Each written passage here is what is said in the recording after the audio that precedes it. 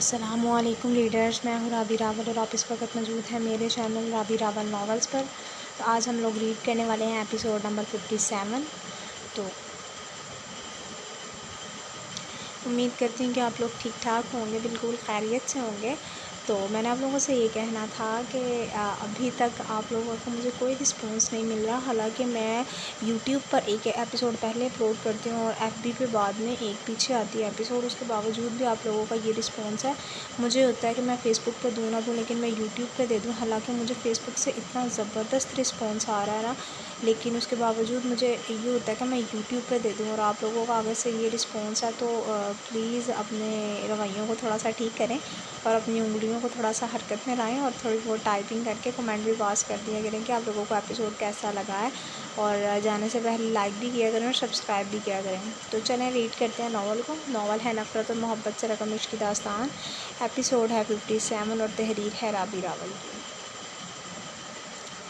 میں ہر چیز واضح ہو جانے کے بعد ایک بد کردار لڑکی کو اپنے نکاح میں رکھ کر اپنی ساری زندگی خراب نہیں کر سکتا، اس لیے تیار رہنا، آج شام تک تمہیں تمہارے کردار کی پختگی کے ثبوت گواہوں کے ساتھ پیش کروں گا۔ غفران نور کو مزید زبان چلاتے دیکھ اس وقت جو منہ میں آ رہا تھا بغیر سوچے سمجھے بولتا جا رہا تھا۔ شوق سے غفران خان، شوق سے، میں منتظر رہوں گی۔ میں خود بھی ایسے شخص کے ساتھ نہیں رہنا چاہتی جو نکاح تو کرنا جانتا ہے لیکن اپنی بیوی کو یقین اور اعتماد دینے کی بجائے اس کو بد کرداری کا تمغہ دیتے جسم فروشی کا سامان کہے۔ نور اس کو اپنے کردار سے متعلق صفائی دینے کا ارادہ رکھتی تھی، گناہ گار نہ ہونے کے باوجود بھی، لیکن غفران کے اس قدر سخت لفظ سنتے اس نے فیصلہ کر لیا تھا کہ وہ اپنے اور رافع کا پاک رشتہ اس کو نہیں بتائے گی۔ وہ اپنے مقابل کھڑے شخص کو اس قابل نہیں سمجھتی تھی کہ اپنے کردار کی دلیل وہ اس کے سامنے پیش کرے، کیونکہ دلیل اور گواہیاں وہاں دی جاتی ہیں جہاں اگلا بندہ آپ کو مان دے، عزت دے اور آپ کے کہے ہر لفظ پر یقین کرے، آپ کی بات پر ایمان لائے، یہ نہیں کہ بغیر کسی تحقیق کے الزام لگانا شروع کر دے۔ وہ ایسے انسان کو بالکل بھی کردار کی صفائیاں دینا پسند نہیں سمجھتی تھی۔ نور نے فیصلہ کیا تھا کہ وہ خود ہر بات کی تہہ تک پہنچتے شرمندہ ہو کر اس کے سامنے آئے۔ نور نے اس وقت شدت سے اس لمحے کی خواہش کی تھی جب وہ اپنے چہرے پر شرمندگی سے جائے اس سے معافی کا منتظر ہوگا، لیکن وہ کبھی بھی اس کو معاف کرنے کا ارادہ نہیں رکھتی تھی، اس لیے یہ فیصلہ کیا تھا کہ اب چاہے وہ شخص اس کے ساتھ رہنے کی خواہش بھی کیوں نہ ظاہر کرے، لیکن وہ کسی بھی صورت ایک ایسے سطحی ذہن کی سوچ والے مرد کے ساتھ نہیں رہے گی جو عورت پر حکمران تو بننا جانتا تھا لیکن محبت دینا نہیں جانتا تھا، جو عورت کو اپنے لفظوں سے توڑنا تو جانتا ہے لیکن اسے یقین کی ڈور تھمانا نہیں جانتا تھا۔ وہ اس کے یہ الفاظ کہنے پر کہ میں منتظر رہوں گی طیش میں آتا، اس کی بازو کو زور سے چھوڑتا پیچھے کی جانب دھکا دیتا باہر نکل گیا، جبکہ نور اپنا بیلنس برقرار نہ رکھتی صوفے کے سامنے موجود شیشے کی ٹیبل پر گرتی۔ 1 منٹ میں خون میں لت پت ہوئی تھی۔ شیشے کی ٹیبل پر گرنے سے کانچ ٹوٹتے، اس کے سر سے لے کر پیروں تک جسم کے ایک ایک حصے میں پیوست ہوتا اس کو خون میں رنگ گیا تھا۔ تکلیف میں ڈوبی اس کی بے ساختہ چیخوں کی آواز کمرہ ساؤنڈ پروف ہونے کی وجہ سے باہر تک نہیں جا سکی تھی۔ اتنے دنوں سے مسلسل ذہنی ڈپریشن اور بخار میں رہنے کی وجہ سے جلد ہی وہ ہوش و خرد سے بیگانہ ہو گئی تھی۔ غفران اس کی بازو کو چھوڑتا اپنے غصے کو کم کرنے کی غرض سے کمرے سے باہر نکل گیا تھا، یہ جانے بغیر کہ وہ دوبارہ اس کو دیکھ بھی سکے گا یا نہیں۔ کیا وہ دوبارہ اس کو یہ کہنے کا موقع بھی دے گی کہ میں غلط ہوں اور مجھے معاف کر دو یا نہیں؟ لیکن اب یہ اختیار نور کے پاس نہیں رہا تھا۔ نور کی تکلیف اور برداشت دیکھتے شاید قدرت نے بھی یہ فیصلہ کر لیا تھا کہ وہ سچ پتہ لگنے پر اپنے کیے سلوک کی اس سے معافی بھی نہیں مانگ سکے گا۔ دور کھڑی قسمت مسکرائی تھی غفران خان کی بد نصیبی پر۔ غفران نے سیڑھیاں اترتے ایک نمبر پر کال ملائی جو 100 سیکنڈ میں ہی ریسیو کر لی گئی تھی۔ میں تمہیں ایک نمبر سینڈ کر رہا ہوں، مجھے نمبر کی تمام ریکارڈنگ اور اس سے متعلق تمام ڈیٹیل رات 8 بجے تک میل کرو، اور اگر 8 سے 9 ہوئے تو تم اپنی جاب کے ساتھ ساتھ جان سے بھی فارغ ہو۔ اس سے پہلے کہ مقابل کچھ بولتا، غفران اپنا حکم جاری کرتے کال کاٹتا، گاڑی میں بیٹھا اور اگنیشن میں چابی گھماتا اپنے شہر سے تھوڑی دور خریدے گھر کی طرف گاڑی کو ڈالا، کیونکہ اس نے تیار ہو کر ملک اسامہ پر اٹیک کرنے کے لیے نکلنا تھا۔ اوپر سے جس ٹائم اٹیک کرنے کے آرڈر ملے تھے اس میں کم ہی وقت رہ گیا تھا، اس لیے اس نے ابھی اپنے تمام ٹیم کو کرنل احمد شاہ کے ساتھ جوائن کرتے کچھ تیاریاں کرنی تھیں ملک اسامہ کے قصے کو جڑ سے ختم کرنے کے لیے، جبکہ دوسری جانب نور خون میں لت پت شاید اپنی آخری سانسوں کو گن رہی تھی، کیونکہ گھر میں اس وقت کوئی نوکر بھی موجود نہیں تھا جو غفران کے اس رویے کے متعلق گھر والوں کو اپ ڈیٹ کرتا۔ تمام نوکر بھی اس وقت شادی میں موجود تھے۔ ان کے خاندان کی یہ روایت تھی کہ وہ نوکروں کو گھر کا کام کرنے کے لیے گھر نہیں رہنے دیتے تھے، بلکہ اپنی خوشی میں پورا شریک کرتے تھے۔ یہی وجہ تھی کہ نور کے حال سے اس وقت صرف اس کا اللہ ہی واقف تھا جو بہتر فیصلے کرنے پر قادر ہے۔ ولیمے کے اختتام پر تمام فیملیاں اپنے اپنے گھر لوٹ آئی تھیں۔ زریز بھی روزینہ کو لے کر گھر کی جانب بڑھا، اور گھر آتے ہی روزینہ کو چینج کر کے کھانا کھانے کو کہا، کیونکہ اس نے حال میں بھی کچھ نہیں کھایا تھا۔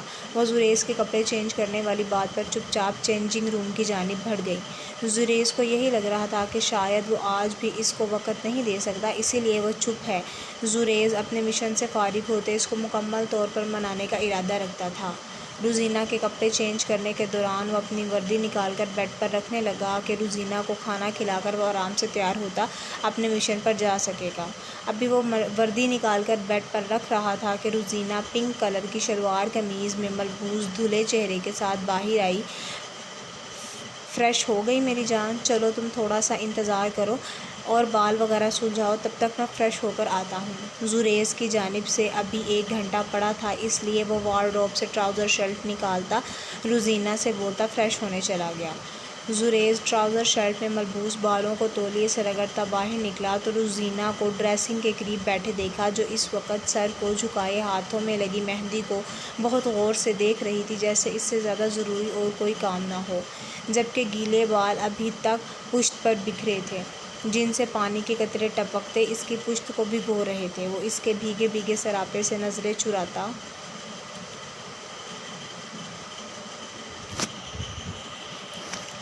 بولا، کیا ہوا میری جان؟ ایسے کیوں بیٹھی ہو اور ابھی تک بال بھی نہیں بنائے؟ مجھے تو یہ تھا کہ تم میرے آنے تک فری ہو جاؤ گی تو ساتھ بیٹھ کر کھانا کھائیں گے۔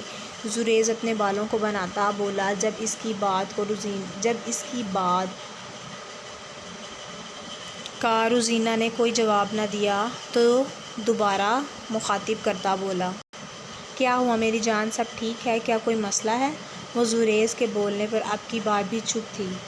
زریز اس کے رویے پر ٹھٹکتا گھٹنوں کے بل اس کے قریب بیٹھا اور اس کی انہی مہندی والے ہاتھوں کو پکڑا جو وہ بہت غور سے دیکھ رہی تھی۔ زریز کے ہاتھ پکڑنے پر بھی اس نے سر نہیں اٹھایا تھا۔ روزینہ میری جان، کیا بات ہے؟ اتنی خاموش کیوں ہو؟ کیا مجھ سے ناراض ہو کہ رات میں چھوڑ کر چلا گیا تھا اور اب بھی ٹائم نہیں دے رہا؟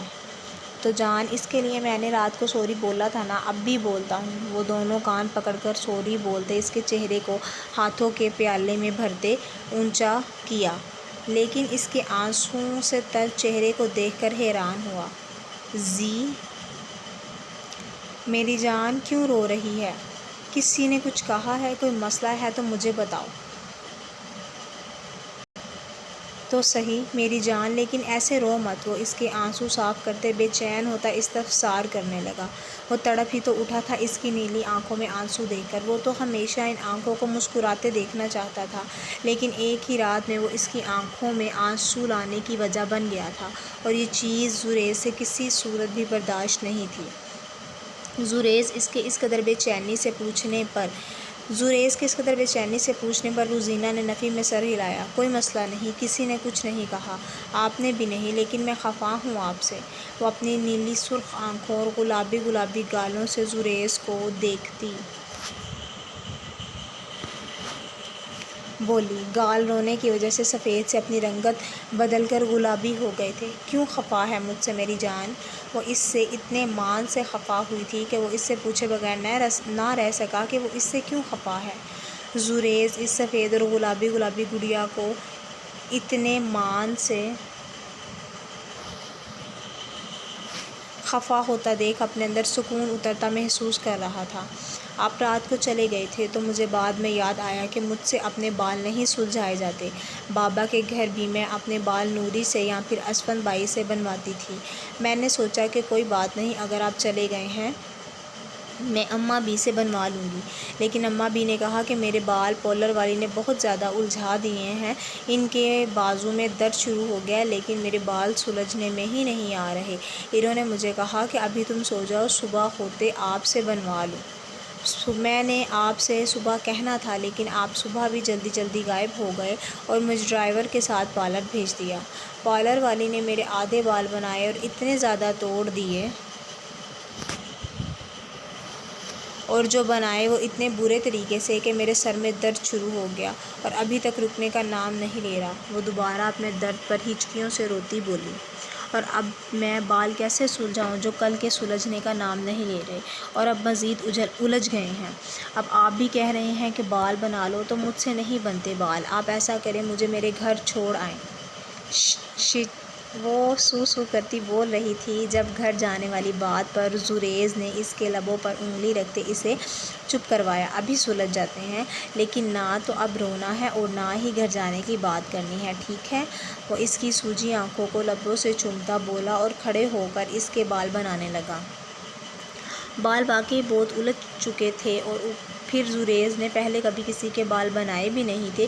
یہ اس کی زندگی کا پہلا تجربہ تھا جو اس کی روزینہ کی زندگی میں شامل ہوتے اس چھوٹی سی لڑکی نے پہلے ہی دن اس سے کروا بھی لیا تھا۔ زریز کو یہ کام واقعی مشکل لگا تھا، کیونکہ اگر وہ جلدی بال بناتا تو اس کے بالوں میں مزید درد ہوتا، جبکہ آرام سے کنگھی کرنے پر اس نے 20 سے 25 منٹ کی محنت کے بعد اس کے بالوں کو ان کی اصلی حالت میں لاتے سنوار ہی دیا تھا، جو واقعی بہت خوبصورت اور لمبے تھے۔ زریز نے جھک کر اس کے گولڈن خوبصورت بالوں پر بوسہ دیا۔ اب خوش ہے میری جان؟ پلیز آئندہ جو بھی مسئلہ ہو مجھ سے شیئر کرنا، لیکن ان کو تکلیف نہ دینا۔ وہ اس کے بال بنانے کے بعد اس کو اپنے مقابل کھڑا کرتا اس کی نیلی سرخ سوجی متورم آنکھوں کو لبوں سے چھوتا بولا۔ وہ زریز کی بات پر بات میں سر ہلاتی اپنے بالوں کو اصلی حالت میں دیکھ کر کھلکھلائی۔ اس کا کھلکھلانا زریز کو پاگل کر رہا تھا، لیکن وہ ابھی اس کو یہ بات نہیں بتا سکتا تھا، کیونکہ اگر وہ اس کو یہ بات بتانے پر آتا کہ وہ اس وقت اس کو کتنی پیاری لگ رہی ہے تو شاید وہ خود اپنے جذبات پر قابو نہ رکھ پاتا۔ اسی لیے اسے یہ بات فرصت میں بتانے کا ارادہ کرتا اس کو لیے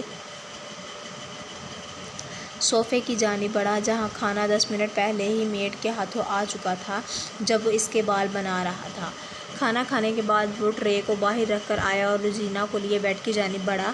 روزینہ کو بیڈ پر لٹاتے اس کے ساتھ لیٹ کر اس کو اپنے حصار میں لیتے اس کا سر اپنے سینے پر رکھا اور اس کے بالوں میں اپنی انگلیاں چلاتے ہلکا اس کے سر کو دبانے لگا، تاکہ اس کے سر میں موجود درد بغیر کسی دوائی کے ٹھیک ہو جائے، جبکہ روزینہ بھی اس کے حصار میں قید اس کے لمس سے پرسکون ہوتی جلد ہی نیند کی وادیوں میں اتر گئی۔ روزینہ کے سونے کی یقین دہانی کرتے زریز اس کو آرام سے تکیے پر لٹاتا تیار ہو کر اس کے ماتھے پر بوسہ دیتا باہر کی جانب بڑھ گیا۔ سو ریڈرز، یہ تھی ہماری آج کی ایپیسوڈ نمبر میں بھول گئی 57 تو مجھے امید ہے کہ آپ لوگوں کو پسند آئی ہوگی، اور یہ ہمارے لاسٹ کے پارٹس ہیں جو میں ریڈ کر رہی ہوں۔ زیادہ سے زیادہ میں آپ لوگوں کو یہی کوئی مطلب ایک ہفتے میں یا 8-9 دن تک ہمارا یہ ناول جو ہے وہ شاید کمپلیٹ ہو جائے، اس سے زیادہ دن نہیں ہے، کیونکہ میں نے لانگ ایپیسوڈ دینا سٹارٹ کر دیا۔ پہلے تو پارٹ 1 اور پارٹ 2 دیتی تھی تو تھوڑا ٹائم لگتا تھا، لیکن اب لانگ ایپیسوڈ دیتی ہوں۔ پارٹ 1 اور 2 کا سسٹم ختم کر دیا، تو وہ جو ناول ہے وہ جلدی ہمارے اینڈنگ پارٹ کی طرف جا رہا ہے، تو بہت جلد اس کا اینڈ ہو جائے گا، اور میں چاہتی ہوں کہ اینڈ ہونے سے پہلے میں آپ لوگوں کا تھوڑا بہت رسپانس دیکھوں۔ اس لیے اگر آپ کو لوگوں کو آج کا میرا ایپیسوڈ پسند آیا تو پلیز لائک کیجیے گا میرے چینل کو، سبسکرائب کیجیے گا، اور کمنٹ باکس میں کمنٹ ضرور چھوڑیے گا کہ آپ کو یہ کیسا لگا آج کا ایپیسوڈ۔ انشاءاللہ کل ملاقات ہوگی۔ 58 ایپیسوڈ کے ساتھ. تب تک کے لیے اللہ حافظ، اپنا خیال رکھیے گا. فی امان اللہ.